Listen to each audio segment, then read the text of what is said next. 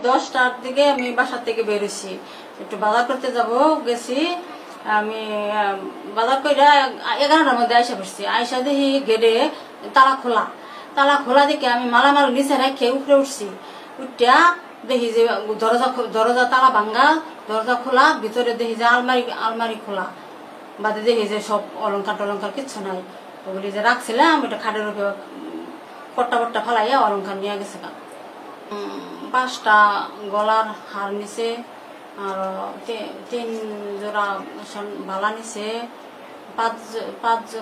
5 জোড়া কানের নিছে, 7টা আংটি, আর 2টা ব্রেসলেট, আর কানের পাশা, আর একটা রুমার গলার, আর মায়ের নুপুর।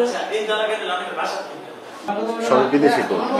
আচ্ছা, আনুমানিক কত টাকার সম্পদ হতে পারে? আনুমানিক